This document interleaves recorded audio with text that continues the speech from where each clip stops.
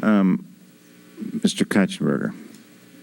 Thank you. One of the questions that has come up is who is eligible to actually live in the dormitory. I think there might be some confusion, at least in my mind, as to who's eligible versus who gets a preference for housing. But transfer students eligible. I mean, it sounds like you've already answered that. I think transfer students are eligible. If you move off campus, say your sophomore year and your junior year, you want to come back. My understanding is you're eligible to come back. You simply are not given priority. Is that correct? Or are you disqualified? Yes, once you move off campus, you're no longer guaranteed a space. If you move on campus your freshman year or as a new student, you're guaranteed as long as you wish to keep your space. So we give priority, in other words, to students who choose to move in. And once they're in the system, we give priority to the students who are currently in the system. In other words, we don't want a student who's commuting or living off campus to bump somebody out if that were to be the case, and that hasn't been for a number of years, as we pointed out, as we've been able to accommodate all of the requests for housing. But a student who moves out is eligible to apply pending space. Yes. If there's eligible space.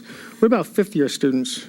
Students who have in their past 4 years of wrapping up their degree? I wouldn't want to recite all the exemptions off the top of my head because I'd maybe leave some out and include some that aren't actually there. So I'd be happy to get you an exhaustive list of who is and isn't eligible for university housing. I know that if you've been removed from campus for a conduct issue, you're no longer eligible. If you have committed certain crimes, you're no longer eligible. But I wouldn't want to do it from memory, but I'm happy to get that. Yeah, and I can appreciate that. And again, it's useful to know, who gets priority versus who literally cannot come back. And I think so. A lot of these people, the classifications we've talked about, sound like they're eligible to come back. They simply have no priority. Okay, thank you. Okay, Mr. Ryan, then I'm going to recognize myself. Go ahead. We get reams of data, including tonight, from the Mansfield Neighborhood Preservation Group, which I'm sure you're aware of. And while they claim to use the same numbers that you do, they come up with very startlingly different results. Have you had any chance to analyze that data, or could you analyze that data and comment on it? So what we've done is we've gone to our Office of Institutional Research, and that's the office we rely on for all of our data. And so you can find data on fact sheets or elsewhere. Our baseline and the data we look to and point to and use in our interactions is the OIRE data that you have in front of you for this and every numerical issue. Okay. I will recognize myself now. I think one piece of data that OIR I don't think can look at is the relationship between the increase in the undergraduate student population as Next Gen got underway and the increase in conversions in Mansfield. So it's a pretty significant correlation. I've never seen that effectively rebutted. And again, this is not something that OIR would look at. But I think that's the concern, and that's really why this issue percolated to the surface here. And I, like you, I wish I had this entire problem figured out. But I think it cuts two ways. One is there are residents who have the misfortune of being next to a party house, which is more often than not, but not always, fraternity house. And that absolutely destroys the quality of life of the neighbors in the neighborhood. And then there are those like me who live in a street where I have no complaints about noise.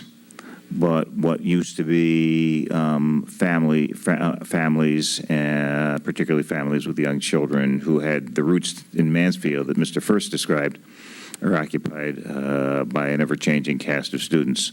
And even those of us who have no complaints or disturbance are concerned about what we're seeing. So that's what, and I have no personal complaints, but that's the root of the issue. And I do expect. I know that Mr. Hart has done wonderful work with you, and as you keep the lines of communication open, and I really want to keep those lines of communication going strong after Matt leaves. Now, Mike, I want to talk a little bit about something that neither of you have mentioned, which is the class of 2000 that's going to enter in 2018. Mr. First. Just as the students are right as we are speaking, and certainly when they get their high school diplomas, we'll be circulating all about this campus, and we see them around town, and it's great to see new college freshmen come in. That's one of the great things about living on being part of a university community and living in a college town. But you also have another job, and that's to shape the class that's going to enter in 2018, don't you?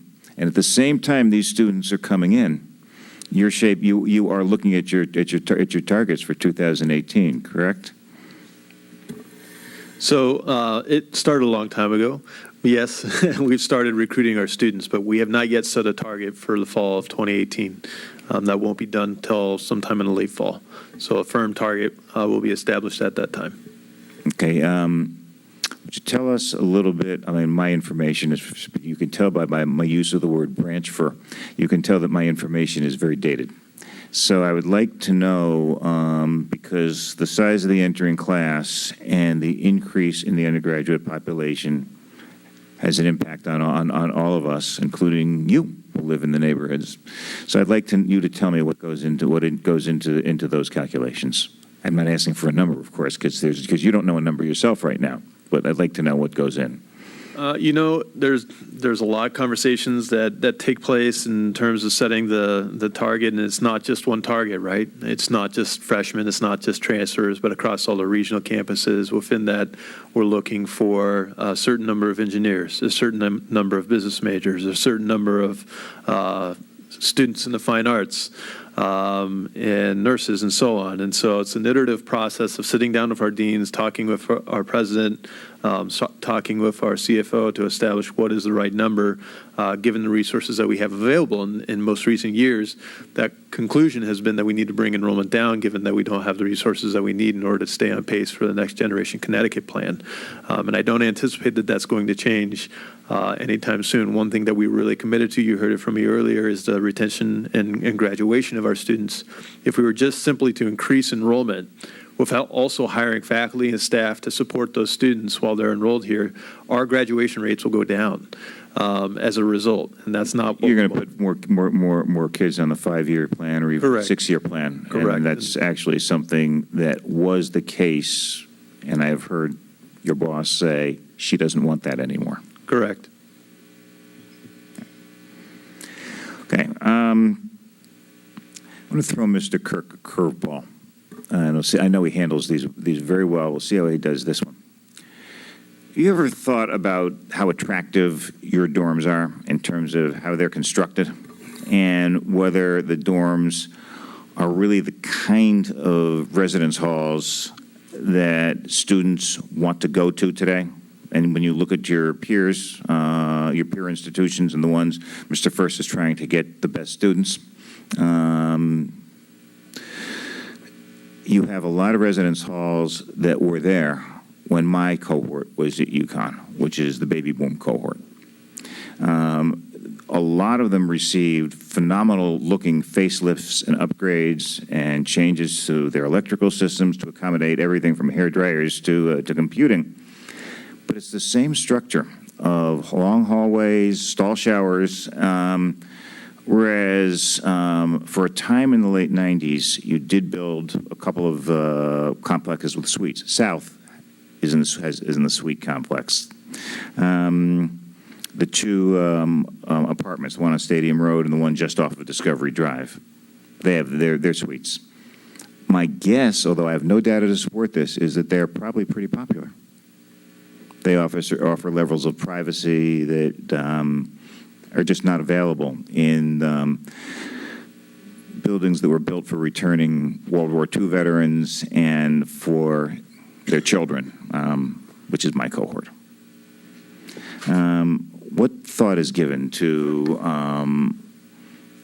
whether the nature of your own residence halls might be a bit of an obstacle to attracting the students that Mr. First would like to attract, and you would like to attract? I can't speak to them being an obstacle. I can tell you that you've hit on an important point, which is that we're a very old campus that grew over time. Our oldest dorm is, I think, from 1921.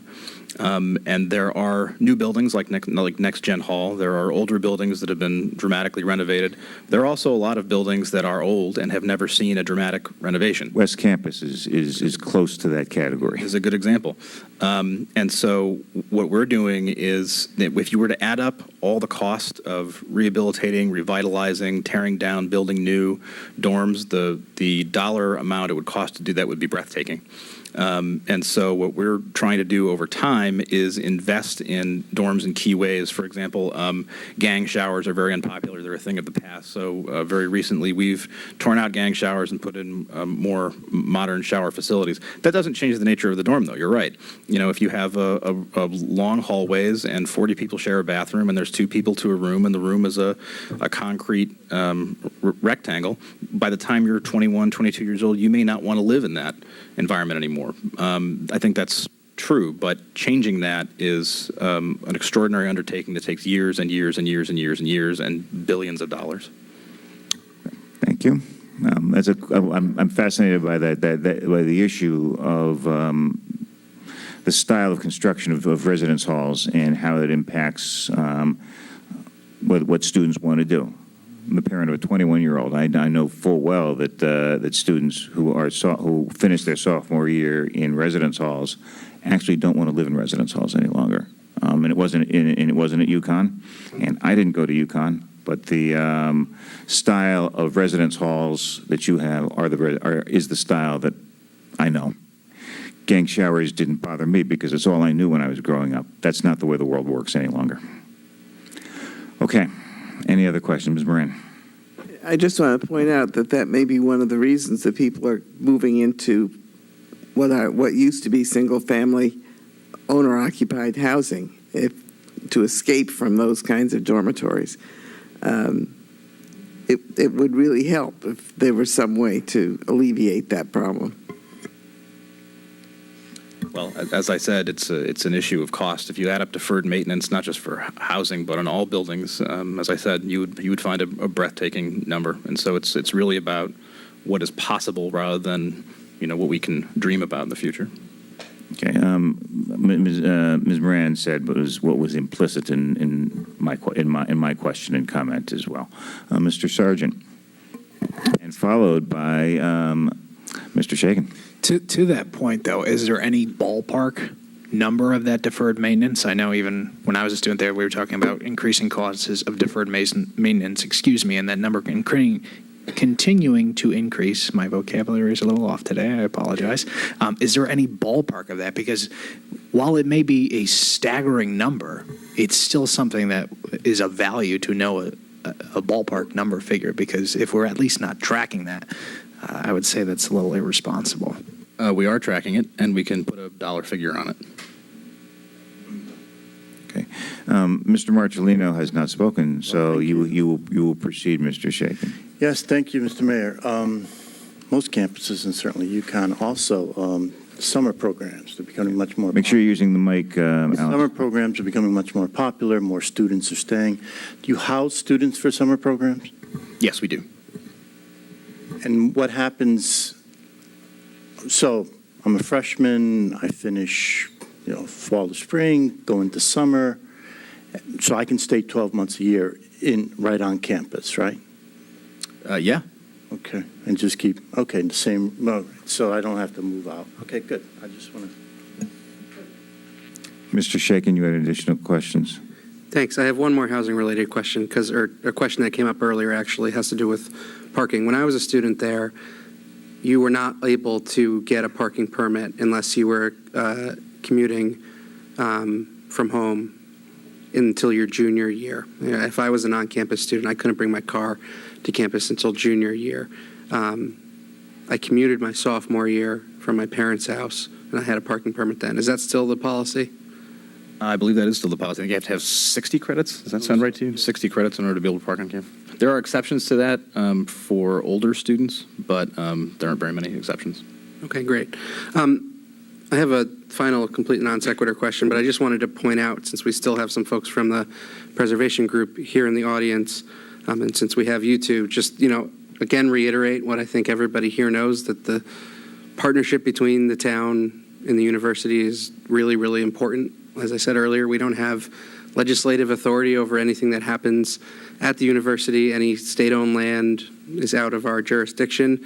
So we can yell and scream about building more housing on campus or newer, nicer dorms or whatever, but we don't, as a town body, have any ability to do that, or to make that happen. But, we very much rely on the university as a town, and I don't think there's anybody around this table, at least, who feels like the university should go away or shrink or anything. We have a That's lot good, of... because I think that ship has sailed. You're right. I think so, too. Back in 1886, right, that ship... 1881, Mr. 1881, Fagan. you're right. But the partnership's really important, and I'll just point out, since Councilor Kotchenberger asked about the hotel, I learned about the proposal to close Mansfield Apartments and build a hotel on the Connecticut Capitol Report news aggregation website when the Current reported the RFI. And I don't think it came in front of the Town Gown Committee before that went out, that was in the plans. I don't think it's a bad idea at all. I would like to see those beds replaced on campus somewhere, but I don't think it's a bad idea. But at the same time, I think it sort of surprised a lot of us, both on the council and in town. And so that's just one example. On the other hand, hearing about the uptick in conversions of rental housing in recent months, this is during the middle of the real estate season. So it should follow that many houses are being bought during this time of year and that the rate of conversions would increase. It doesn't necessarily mean that demand is rising. So I think on all sides of this issue, we just all need to be good faith partners in making this community work. And to that end, how do you feel about a plastic bag extension of our potential ordinance on campus? I am absolutely confident this question has come up on campus before, and I'm happy to look into what the university thought or decided at the time and get back to you. Additional questions for Mr. First or Mr. Kirk? Thank you very much, and I look forward to seeing Mike at